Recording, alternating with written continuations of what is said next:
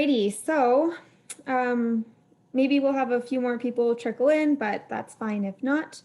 So thank you everybody again for joining us tonight to kick off our Fireside series or Fireside Chat series. My name is Casey Havicus. I'm one of the dairy management specialists on Cornell Cooperative Extension's North Country Regional Ag team. Tonight I have my colleague Kitty O'Neill with us. Kitty is one of the field crop specialists. So the idea of these fireside chats is really to have kind of an informal discussion.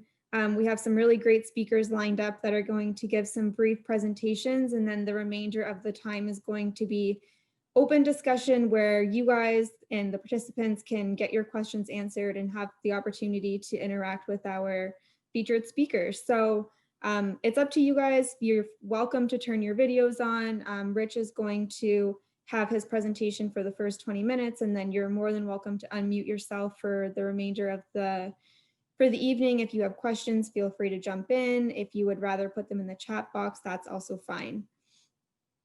So we'll go ahead and get started. So I'm very pleased to have Dr. Rich Stup with us here this evening to kick off our series. Dr. Stup is an agricultural workforce specialist with Cornell Agricultural's Workforce Development Program. And we're very glad to have him here with us tonight to give us an update on some farm labor topics and what you guys can do to best adapt to the changes that have recently been made. So if that sounds good with you, Rich, I will turn it over to you and we can go ahead and get started. Thanks, Casey, and thanks, Kitty, for having me here this evening, and welcome everyone. Glad to be here with you. I think it was appropriate to call these fireside chats. I don't know where it is where you all are, but we're right about 30, 32, and the wind's blowing right now, so fire feels pretty good. So I wanted to try to get some conversation started. So I thought about what to share with you in 20 minutes or so, and I decided we would focus on some of the real definite things out of New York State labor law that every farm needs to be putting into place at this time, or actually should have started putting into place at the beginning of this year. And these are the changes that came out of the FLPA, the Fair Labor Practices Act of last year. We're going to jump into this in a whole lot more detail in the Labor Roadshow over the next couple of days. But, this is an opportunity to chat about some of these things, answer some questions, and explore it a little bit more and a little bit more informal setting for that. So I'm going to go ahead and share a screen.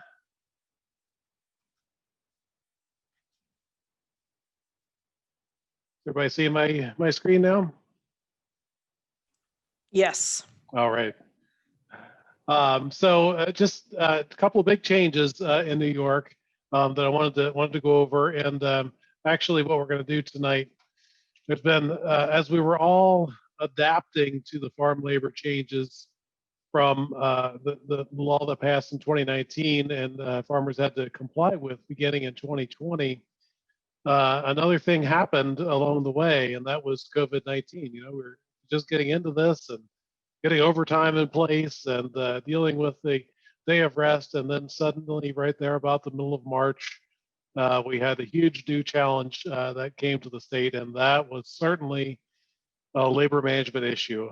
I was like so many of the others who, when everything started to close down and the meetings started to be canceled, I know just in about 2 days, I remember canceling at least 7 events from my calendar. I thought, oh no, what am I going to be doing for the next couple months? And I actually had this whole list of projects that I've always wanted to work on, and some things I wanted to learn about, and just different things like that. Well, I didn't get to do any of those things because it turned out that workforce was a big issue around COVID-19 and how to protect the employees and all that sort of thing. What are the best practices that farms needed to put in place from both what regulators were asking for, but also what the scientists were saying was best thing to protect employees. So we actually did some research, survey back here in July as to what exactly farms had done. And so I want to take a little bit of time and share a little bit of the findings from that as to what those farms said they were doing with regard to COVID-19. So that's the agenda for tonight. So let's jump into some of the technicalities. And, you know, I always wish I could have better illustrations with some of these topics around farm labor law, but some of these concepts, you know, I just haven't been able to come up with many illustrations. It's the law, right? And there's detailed definitions and things like that that really matter. But one of the major changes that happened this year, 2020, that altered the FLPA legislation that we originally got in 2019 was a couple of new definitions. The original legislation was problematic because it didn't really have many definitions in, and to lawyers, definitions are absolutely critical, and you know, to people that are trying to follow the law too. But in the original law, they would use the term farm worker, they would use farm laborer, they would use farm employee, and there was no definition of what exactly the legislature meant. And so that became a real problem understanding which parts of the law applied to which people. So that did get some further clarification. And this all happened, this further clarification I'm talking about, it happened in the Budget Act, which is not unusual for changes to take place in the budget, because that's a piece of legislation that has to pass every year. And so important things like this sometimes are put into the budget. I just want to draw your attention a little bit then to that yellow box on the right. And I'm going to read that first definition for you. There's a new definition in Section 2 of the labor law, which is where most stuff is. Farm labor, and pay attention here because it's actually two definitions in this paragraph. So farm labor shall mean any individual who works on a farm and is an employee under Article 19 of this chapter. Members of an employer's immediate family who are related to the third degree of this is a fun word, consanguinity or affinity shall not be considered to be employed on a farm if they work on a farm out of familial obligations that are not paid wages or other compensation based on their hours or days of work. Let me break that down for you. So if you can see my mouse, I think you can. This first sentence, farm laborer shall mean anybody. That's basically the definition of farm labor. And then here where it starts at members, we've got a negative definition. We're saying what is not a farm laborer. So members of an employer's immediate family who are related. And then so it gives us all these three things that apply to what a family member has to be to define what a family member. So that brings us to this side of the page. I'm trying to break this out for you. So today on farms, we have two classes, two groups of people who work on farms and provide management labor. We have people who are farm employees. That includes both farm laborers and exempt farm employees, typically managers. And so these people who are in these more like management roles can be executives, they can be administrative, and they can be professionals. And I'm not going to spend a huge amount of time on that tonight, but again, we will get into that in great detail in the Labor Roadshow. But the other big group of employees then is farm family members. Now, the reason this is important and the reason these definitions really matter to us is down here in the second bullet. It's important because only farm laborers are subject to the overtime and day of rest provisions of FLPA. So, you know, lots of farmers want to have some of their workforce not subject to overtime and day of rest, especially family members, because that doesn't seem to work very well, and certainly certain managers. So, you know, with this breakout, we've got farm employees with these two groups. And again, I'll get into those a little bit more, and then the farm family members. But before I leave this slide, I want to talk about farm family members a little bit more. Inside this sentence, then, we've got three things. So members of an employer's immediate family who are related to the third degree of consanguinity. So third degree basically means that there's two people separating you. So your parents are related to you directly and your children are related to you directly. They're 1 degree separated. But your brother or sister, because you have to go through another person, like for your parents to be related to your brother or sister, they're the 2nd degree. And your grandparents, they're the 2nd degree because you have to go through one other person, right? So you go from yourself to your parents to your grandparents, that's the 2nd degree. Now, if I want to find my relationship to a niece or nephew, oh, I have to go through 2 people, right? Because from me to my parents, then to my brother or sister, and then down to my niece or nephew. So those folks are at the 3rd degree of consanguinity or affinity. Now, that big word, consanguinity, is a big word for blood relations. Affinity is a big word for by law. So it could be either through like adoption or it can be through marriage. So blood or by law. So they have to be related within that 3rd degree. And then they have to be employed on a farm if they work on a farm out of familial obligations. Again, another big word, and you would think that that would have a definition in the law somewhere. It does not, and that's what's made it very confusing, this part of the law. So at this point, family obligation means roughly what you think of. Lots of farm families. I grew up on a farm. Lots of farm families. The brother, sister, relatives come and help and work there. And even the people who are working there, sometimes they could have worked somewhere else, but because they wanted to be part of the family business, they feel this sense of obligation, and they're working at the family farm. That's what family obligation is, familial obligation at this point, and that is how the Department of Labor is interpreting that, which is really important. So don't read more into it than that. But the last part then is this part where it says, and are not paid wages or other compensation based on their hours or days of work. Now that one becomes kind of problematic. So yeah, they're not paid wages. So let's say I'm running a farm and my daughter works there and she works full-time on the farm. So if I wanted her to be a family member, well, she has to be related to me. That's easy. She has to be working out of familial obligation. Well, we could talk about that and decide, yes, she's got a sense of obligation. Oh, but I can't pay her wages or other compensation based on her hours or days of work. Okay, if I can't pay her that way, what can I pay? Well, that leaves salary, because the salary is just you're getting paid an amount of money that's not directly connected to the amount of hours that you work or days that you work. Or I could do some type of a stipend. Most people will do a salary for those folks.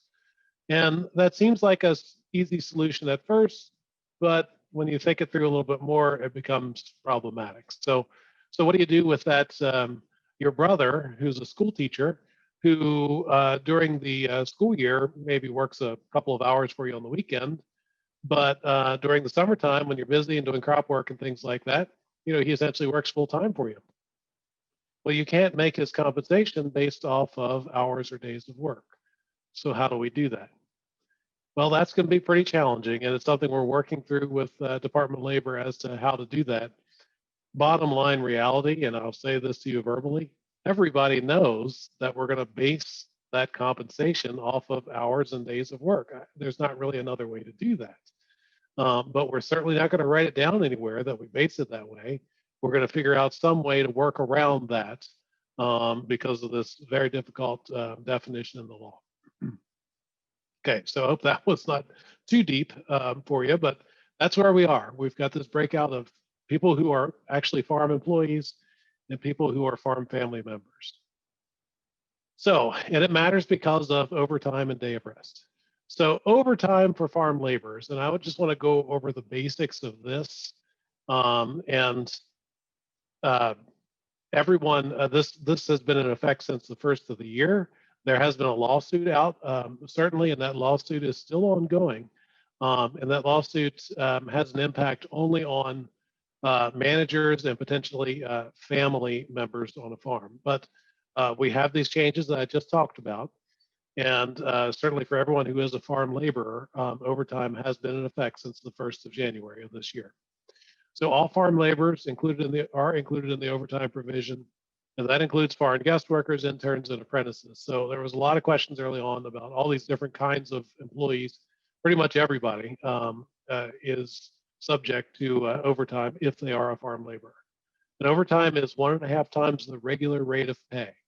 So that gets a little bit more complicated too. So a lot of times people think of the regular rate of pay as like an hourly pay, right? So if someone makes $12 an hour, then it's easy math. That's $18. Well, maybe.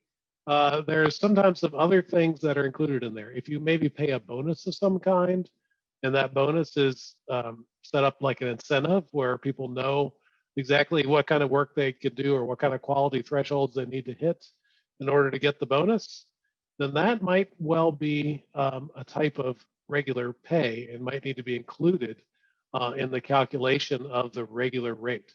So it might be your hourly wage plus an hourly equivalent for whatever that incentive normally is. So there's a couple things like that that on some farm situations, the regular rate of pay is different than just the hourly rate of pay. So that's a detail to be familiar with. And then last, given the way things have changed and how overtime is now part of the game, it is absolutely critical for farms to track hours and keep good payroll records for 7 years.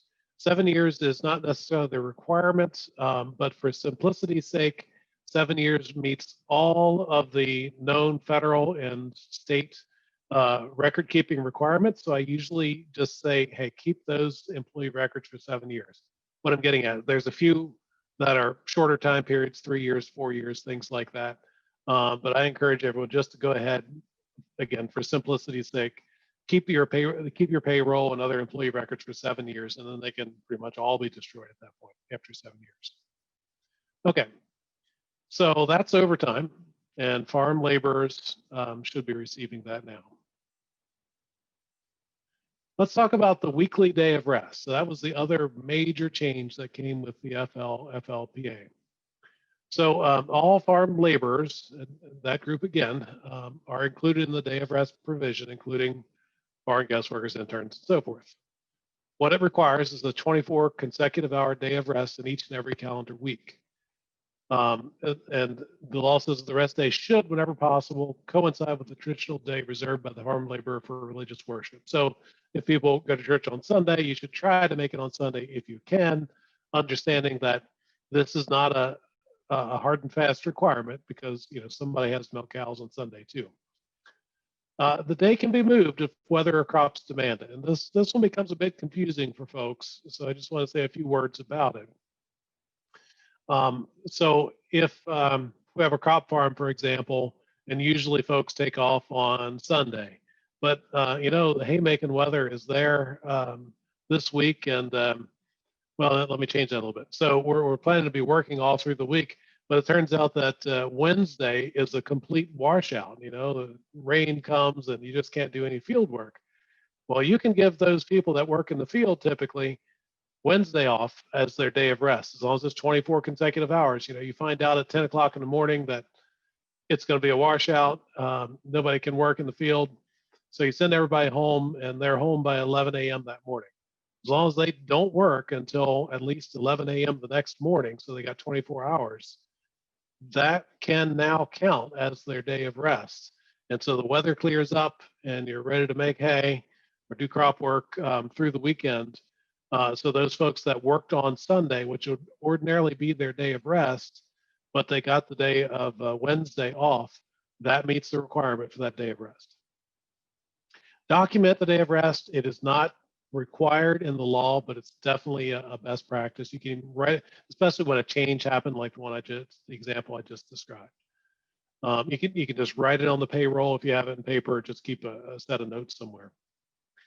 Employees can't waive their day of rest. They can voluntarily work on that day of rest, but if they are, then they need to be compensated for every hour they worked at the overtime rate. And then this last one's a little bit technical, but the day of rest needs to fall in a fixed period. Originally, that was going to be a calendar week. It can be the same now. It can be whatever week that your your payroll is on. So if you have let's say a Tuesday to Monday payroll, then you don't want someone to have their day of rest to be 4 hours on Monday and the other 20 hours on Tuesday, because that breaks over the end of your payroll week, and they're not going to get the full 24 hours of rest in one consecutive period in that day of rest. So that's a technical detail to be aware of. Sick leave, new law just came in this year, again in the Budget Act. Almost all private sector employees are included, including farm. There's no exemptions for farm employees. Employers won't be required to provide sick leave until January 1, but they have to start accruing it for employees. Had to start September 30th. And a couple of links there are provided for state guidance about that. But it does differ. The amount of sick leave varies by employer size and net income. So I'll break that down a little bit. So smaller employers, the first two rows we're looking at here. This first one is small employers who have less than $1 million in net income. And this is small employers with 4 or fewer with greater than $1 million of net income. And that net income is based off of tax income. If you're the small and less than $1 million, it's 40 hours of unpaid sick leave. If you're small and more than $1 million, you have to make that 40 hours paid. So then larger employers between 5 and 99 employees, 40 hours of paid, and then even larger employees over 100, larger employers over 100 has to be 56 hours of paid sick leave is the minimum required. Yeah, so if you already provide sick leave as a policy that meets or exceeds these requirements, then you're good to go. This is not in addition to what you already require. This is just establishing what the minimum is. Another topic that's really hot right now, and there was a Farm Bureau was sending out some new information about that, was the Farm Labor Wage Board. So I wanted to say a few words about that. I just talked about overtime, and the Farm Labor Wage Board has one purpose, and that is to look at the 60-hour overtime threshold and decide if that should be lowered or not. They can lower it as low as 40 hours. They could set up some kind of incremental lowering of that threshold, or they could keep it where it's at. All that wage board does is make a recommendation to the Commissioner of Agriculture, and they have to do that by the end of the year. So on that board, we have New York Farm Bureau president, we have a representative from the AFL-CIO, and we have one member who's a member of the public appointed by the commissioner. They met once in person before COVID struck, and they've had 3 virtual hearings since then where a lot of people turned up and talked. They're meeting again. This just came out today on November 19th and December 1 and 2 to both hear from Department of Labor and to discuss recommendations. So my understanding is that it's going to be an open meeting. You can look at it and observe and listen on Zoom, but there will be no more testimony. And again, ultimately, the wage board will make a recommendation, and then it will be up to the commissioner and the governor to decide if any changes will happen. The wage board's work is only to make a recommendation. All right. Let me shift gears for a moment and share a little bit of, unless we want to take let's pause actually. Let's stop at this point and see if there's any questions, because I'm going to make a major change here to talk about some COVID things. So Casey and Kitty, I don't know how you want to facilitate that or how that works. You know, we have only a few people on, so I would be, Casey, what do you think? We could have people unmute themselves and verbally ask a question if they had one. Yeah, feel free to verbally ask a question, or if you're more comfortable, feel free to put it in the chat box, whatever everyone's comfortable with. Maybe we'll give it a few seconds. Any questions about the overtime, sick leave, day of rest before we move on to COVID? just scrolling back through to refresh your memory a little bit. Don't be shy. Rich, I have one for you. Back where you were describing the difference between a farm employee and a family farm worker, Mm-hmm. the way you describe those definitions, do you see any gray area that sort of still needs some clarification? You mentioned the way that you pay your family members would be important. It is. That's a great question. And yeah, there's definitely gray area. So when they put this definition in, and I'm looking at this yellow box again, and starting with members, there's that three pieces. They have to be members of the family. That one's easy. That's the easiest part of it right there at the beginning. The next one is this whole familial obligation. We've got this common definition, or this Kitty, if you and I talked about what farm family obligation, sense of obligation is, we could probably get together pretty quickly and have a shared understanding of what that is. But my point of it is that this word is put into a legal setting now, and there is no legal definition of it. And there's really no common definition. You can't go out and look this up in an encyclopedia. If you Google it up, you're not going to really find much that's relevant about familial obligation. It's a term that the legislature and the lawyers they were working with kind of came up with. And that's problematic in a law because, what I think is familial obligation, Casey might think is something different. And so what the farm down the road thinks is familial obligation, the Department of Labor person who's enforcing the law might think it's different. So that's why, there's a lot of gray area in that. And then the last piece about wages, like I described to you, this whole issue of how are we paying people when their work can't be based on their hours or days of work.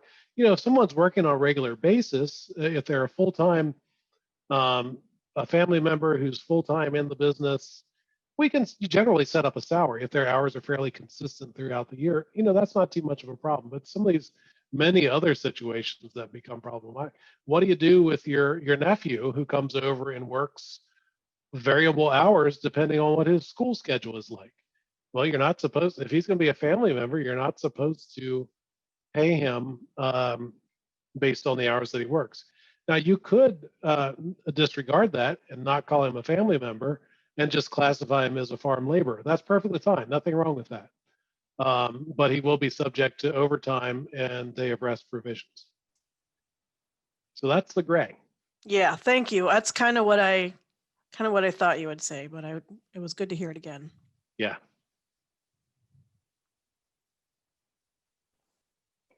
Rich, this is Alicia Drinky. I have a question about the paid family leave aspect. Is that okay to go ahead and ask now, or do you want me to wait?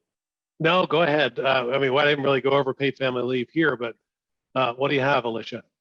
So if an employee is awarded paid family leave and they choose not to take all of it that they're allotted up front, so they're holding it off for a later time in that 1 year from birth of a child, aside from the 30 days of notice, does the employer have any sort of jurisdiction on when or how that leave can be used, or is it really just up to the employee so long as they give 30 days notice? Like, I'm thinking specifically about employees using it during the holidays.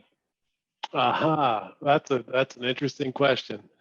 So I'm not an expert in this area as to exactly how that's used. So don't totally hold me to it, but I think the right answer in this situation is that the employer has, as long as it's a legitimate claim that meets the rules set up for paid family leave, the employer has limited ability to kind of veto when that can be used. Yeah, the point here is that you get X amount of paid family leave um, that's available to an employee when they have a qualifying reason for leave, but they don't have to use that all at once. They could save that for something else. So if you're if you got sick and only needed it for a week, you'd have more time beyond that you could use at another time if you needed it. I think that the employee would have to have a qualifying reason. I don't think a qualifying reason is, I wanted to take some time off at the holidays. So, I guess thinking that through in terms of like leave when a child is born, my understanding of that is that, that's mostly taken right away after the child is born. But, that's technical enough, Alicia, that I'm not totally comfortable giving the answer and knowing that for sure. That sounds good. Thanks. Yeah. So I actually have a question too, Rich. So in terms of the day of rest, so I know a lot of farms, and when I worked on a farm, we did 12 days on, 2 days off. So how are farms navigating through that if they want to give their employees multiple days off in a row and then have them work for, I guess, longer than 7 days without a day off, if that makes sense? Have you seen any farms successfully navigate through that? Yeah, there's a way to do it. It takes some thinking about it and looking at the calendar to get there. So what you have to do in that situation. So remember that the rule is that every employee has to have 24 consecutive hours off in each and every calendar week. The employer has flexibility on what the calendar week is, and I encourage employers always to make that line up with whatever your payroll week is. And the reason I say that is because you got to track overtime as well. So you don't want to have your overtime on one calendar week and your day of rest on another calendar week, because I think you're going to really confuse yourself and have something difficult to track. But anyway, with that 12 days on, 2 days off, what you need to do is make that 2 days the first of the 2 days off be at the end of one of those calendar weeks, and the second day off at the beginning of the second week. Does that make sense? Yeah. And when you do that, you can make a 12 and 2 schedule work. Now, you can, theoretically make it work for an individual. Now, if you've got multiple people that you're trying to schedule around that 12-2 schedule, as you can imagine, that's going to become much more difficult to do. Yeah, I kind of worked the math out for how to do that for one person, but then exactly what you said, like how would you do that for all of your employees? I don't know. I don't think you can. Right. Yeah, and that's another reason why so if we have some farm family members that we can qualify to fit that definition, then overtime and day of rest don't apply. They've got full flexibility.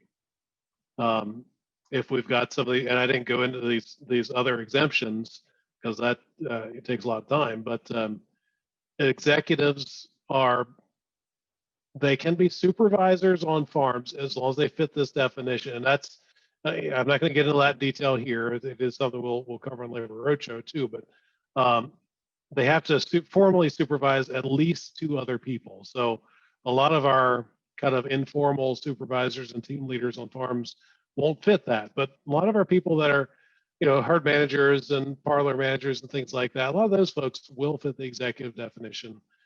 The administrative staff, that is more someone that's typically got an office responsibility, and they are seeing confidential privilege information like payroll information or other financial information. So certain people will fit that. And then professionals is probably harder for most people to get in, but you have to have a degree in the field that you're working in. So we run across veterinarians who are working on dairy farms. They could fit that professional definition. We run across people that have a degree in agronomy, let's say, that are working on crop farms or vegetable farms. In those cases, they can often fit that professional definition. So these three groups of management type people or professional people can also be exempt from overtime and day of rest.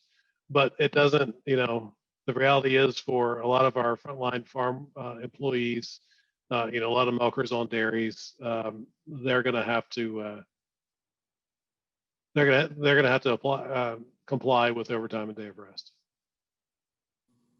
Yeah, that makes sense. Thank you. Mm-hmm. Any other questions from the audience before Rich moves on?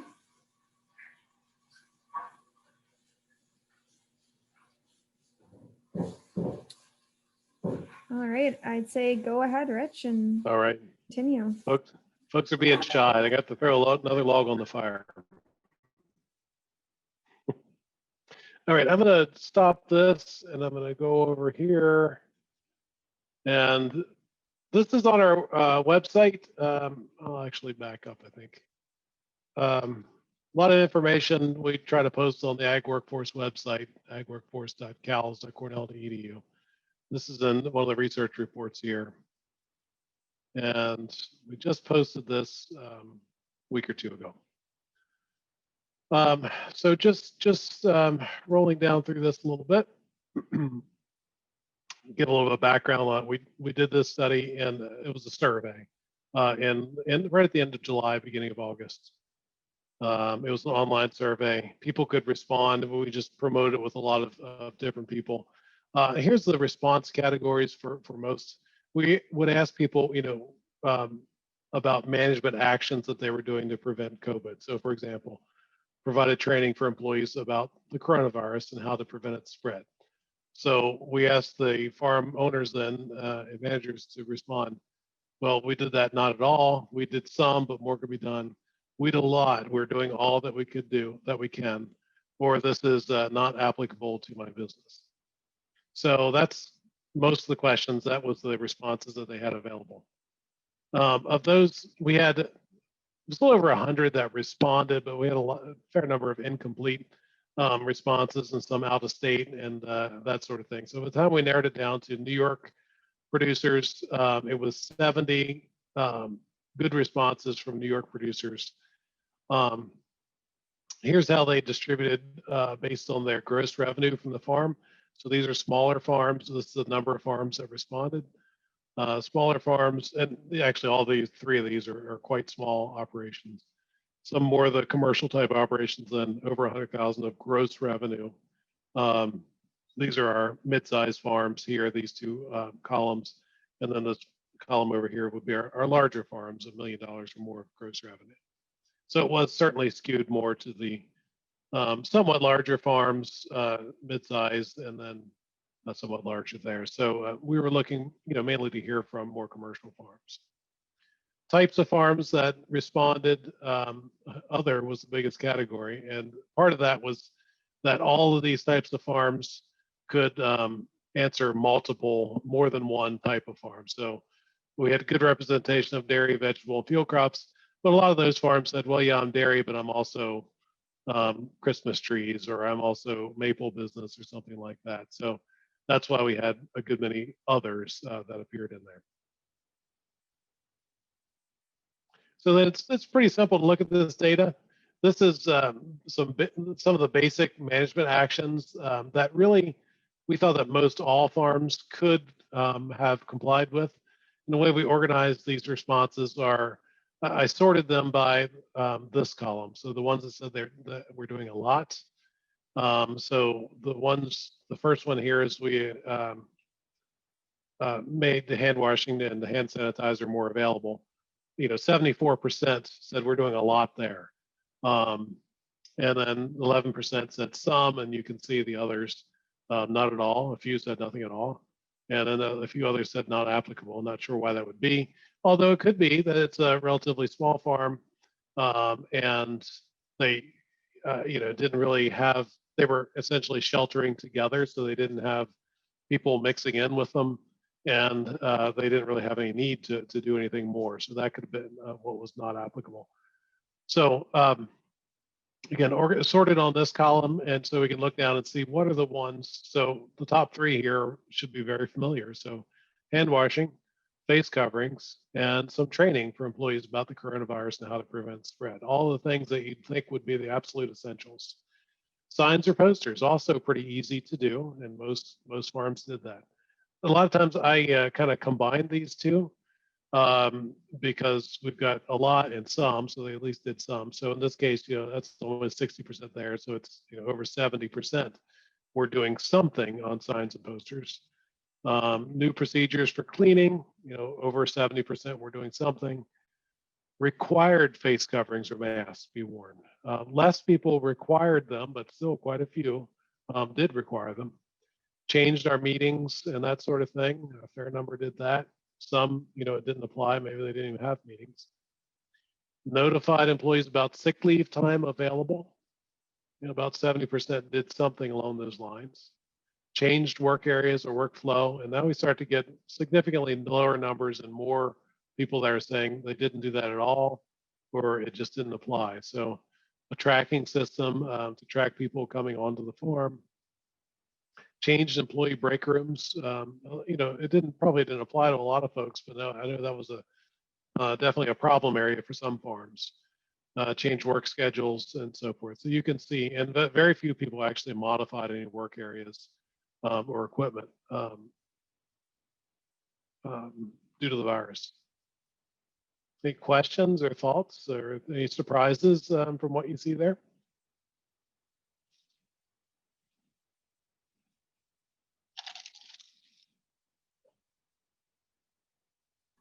I'll scroll ahead then. Sorry? I guess I'm not surprised by it, but I'm pleased to see that so many people took those proper actions. Yeah, I was overall pretty happy with it too, because again, some of these not applicables, as I said, you can see where, there would be, because you think at first hand washing, well, everybody should do that. But, if it's a small farm and just family there, they probably aren't going to do anything more than what they were already doing in terms of hand washing. So I could definitely understand the not applicables. And, a few people might have answered that not at all. It may be hard to sort out the difference between not at all and not applicable on that answer there. So let's look at another table here, which is farms, other actions. Okay, this is a similar look, but just we only focused on farms that had more employees here. So you had to have at least 2 employees for these responses. So this is the written farm business safety plan. And out of those employees or those farms, definitely the vast majority had a written farm business safety plan. Visitor logs, so the farms with employees had more attention and focus on that. Planning for quarantine. Again, this really wouldn't apply to farms that were, all family labor, for example. But it certainly applied and was a big issue for those farms that had a significant workforce that they house on the farm. Daily screening. This was the one that was a little more concerning for me. And I know I've heard from a lot of farms about this daily.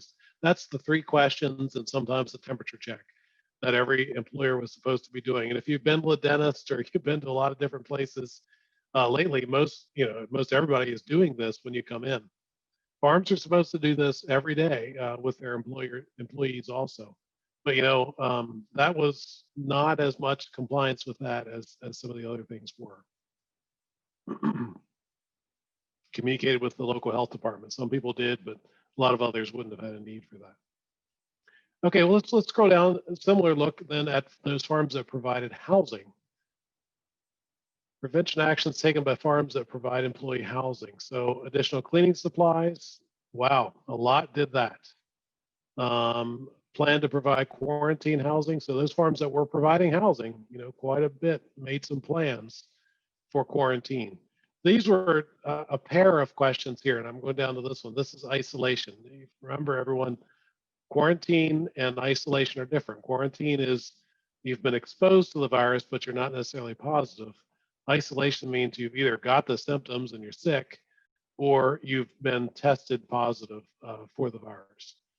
So a lot more people were focusing on quarantine than on isolation, which is understandable because a lot more people would be subject to quarantine. Established new procedures for cleaning employee housing, less there than just provided cleaning supplies. Trained employees on how to better clean their housing. Again, not as high as up here. And then I thought this one would change more. Increased inspection and overall management of employee housing. I thought we'd see this number go up quite a bit because it was just so critical to take care of this. But a lot of people said some, so there definitely was increase in oversight of employee housing. Now I know how difficult that is. Took steps to spread out employees. Some farms could do that. Others just didn't have any capacity to do that. Very few did anything in terms of increasing ventilation or modifications to housing. So I'll roll down to transportation. So of those farms that did provide transportation, only 17 of our group there required face coverings in vehicles. You can see that those numbers. Increased cleaning of vehicles, fairly high, did some. Increased ventilation, well, you could roll the windows down before it got too cold. Changed transportation schedules, very much fewer. Reduced number of occupants, much fewer. I know that some of the larger fruit and vegetable operations that have buses and that sort of thing to transport people, I talked to quite a few growers who were reducing that population in those buses, so people could only be in every other seat and things like that. In other cases where it's just someone in a car or two people in a car, it might not make any sense to change the schedule or the population of people in that vehicle. I think the last one here then is, oh, that's a typo. That's not table 2, that's table 6. I have to go fix that. Prevention actions taken by farms with retail operations. So this is a farm stand or that sort of thing. And just look at, similar types of things, face coverings, customer access to hand sanitizer, new procedures, but look at these numbers. The people that operated retail operations, understandably, were very concerned about COVID. Their exposure to the public is much higher, but these numbers I thought were really high. I mean, we rolled down through 4 or 5 of them, and these are still in the that's almost 60 plus almost 20. That's going to be 78 or so right there, 76%. So quite high numbers. I was really impressed with the retail operations. We did look at costs, and we asked farms just to give us an estimate of the cost of direct cost to buying equipment, changes to processes or staffing, that sort of thing. We didn't want to hear about market losses and things like that. We just wanted direct costs to putting these procedures in place. Most farms said it was less than 1,000. I'm sorry, most farms said between 1,000 and 5,000 for them. Some less than 1,000, and some, some much larger numbers over here. Now we didn't account for farm size here, so the cost to a larger farm is obviously going to be a lot more. But still, it just shows us that there were real direct costs to farms to complying with all those procedures. Then we had some additional open-ended comments from farm employees that I tried to summarize, but that's the long and short of that report, and I thought it was interesting to look at.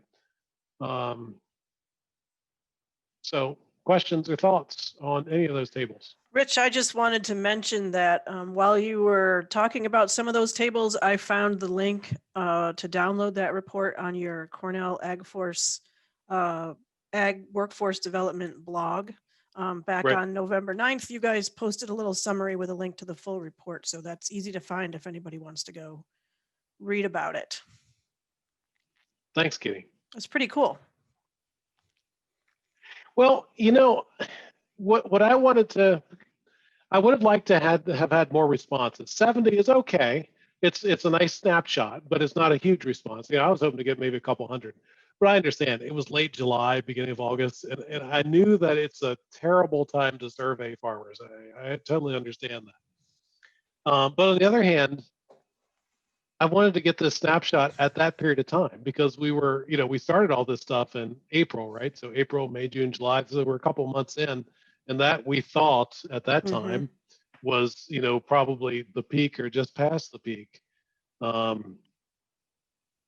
I don't know where we're going from here in terms of COVID, but there's some good news out there, and there's certainly a lot of bad news. But I thought it was worthwhile to get this snapshot at that time last summer. So, and the other thing I really wanted to understand was, of all these practices that Cornell and especially the state government and the federal government and health educators, all these different people that were putting out, what were farmers actually doing? And so that's what I was trying to understand with this. And I think this does give us a peek at that. It appears they were getting the messages largely. Yeah, for the most part. And then there were some other things that either didn't make a lot of sense on a lot of farms, or they just, it was really difficult for them to comply with. And that just didn't get taken up as much.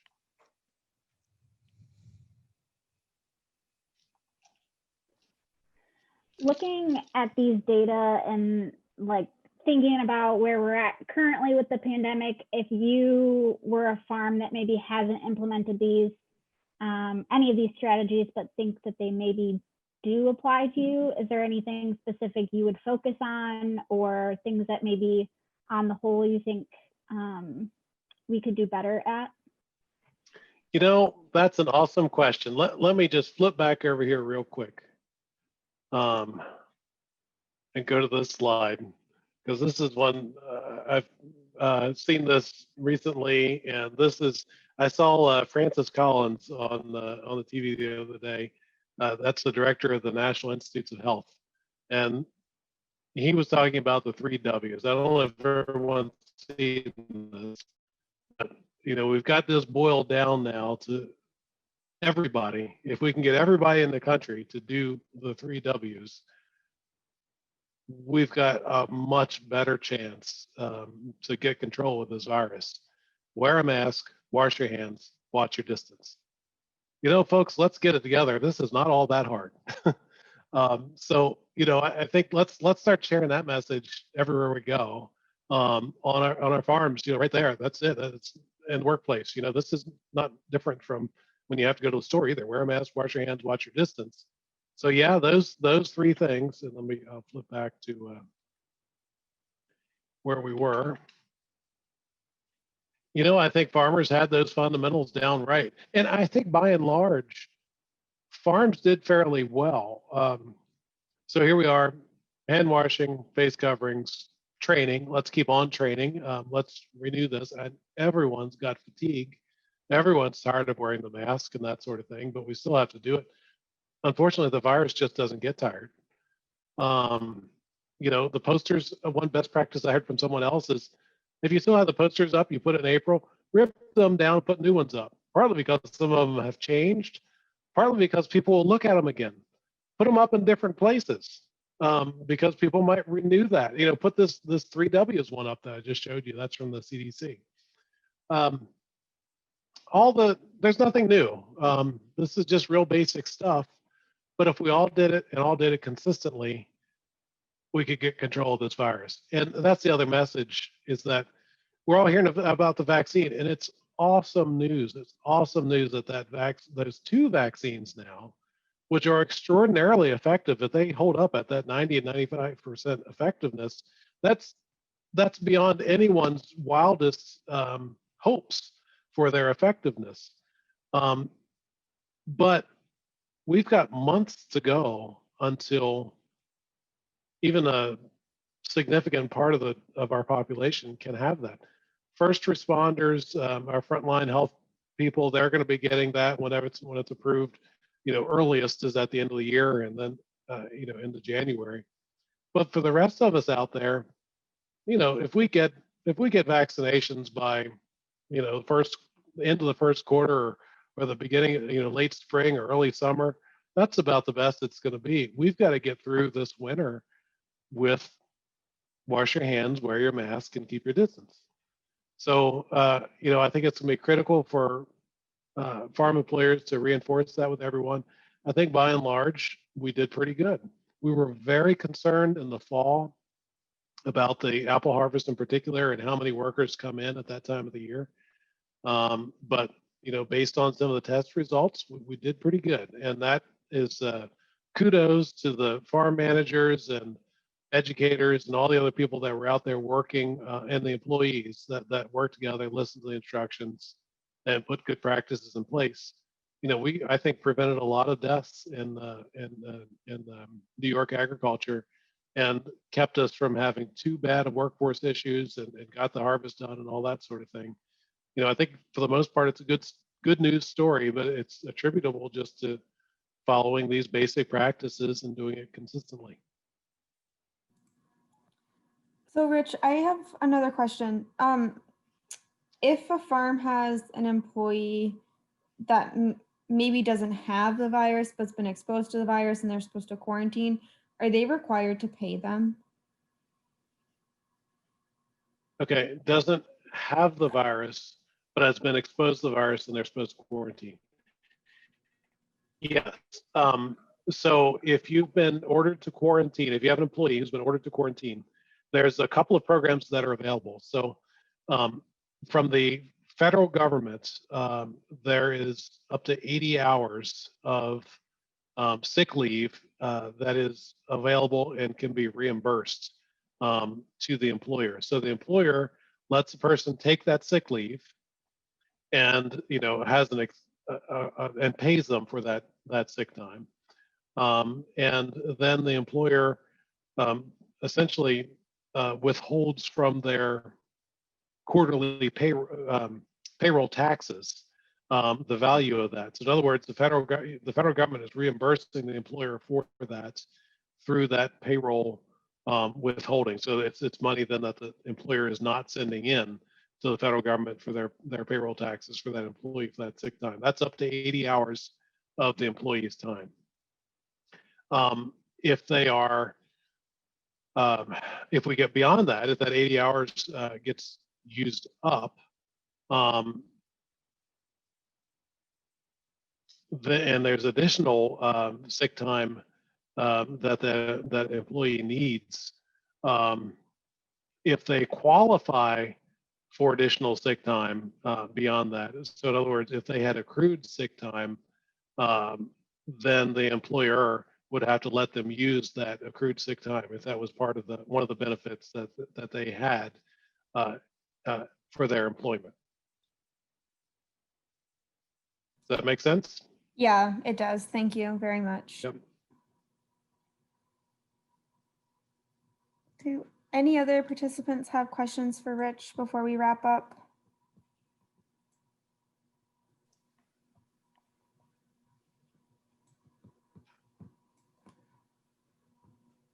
Or I guess, Rich, do you have anything else that you wanted to share? No, I don't think so. Good to be with you. Appreciate the conversation. Hope some of the folks can come out to the Labor Roadshow and we can dig into some of these things a little bit more depth there. And have a good night. Yeah, thank you very much, Rich. We really appreciate having you on and taking the time to chat with us about some of this really important information that farmers definitely need to be aware of. So thank you very much. And just before everybody signs off, I just want to also thank our generous sponsors. So we had several sponsors at the gold level, and those included Pool and Grain, Dairy Health Management Services, Community Bank, Countryside Vet Clinic, as well as Trow Nutrition. And then at the silver, Browns Feed, Merck Animal Health, ASAP Interiors, Novus International, as well as BioVet. And just as a reminder that the remainder of the Fireside Chat series is available to you for free because of the generous sponsors. And next week we have Carl Berge with Save Cows joining us for a discussion on taking control of the top 3 hoof lesions. So that'll be a really interesting conversation with Carl that we're excited to have him on for. So please tune in next week as well, same time, same registration link. So the link that you got on with today will also work next week, and we look forward to chatting with you then as well. So thank you everybody for joining, and we will see you all next week. Thank you, Rich. You bet. Thanks everyone. Good night.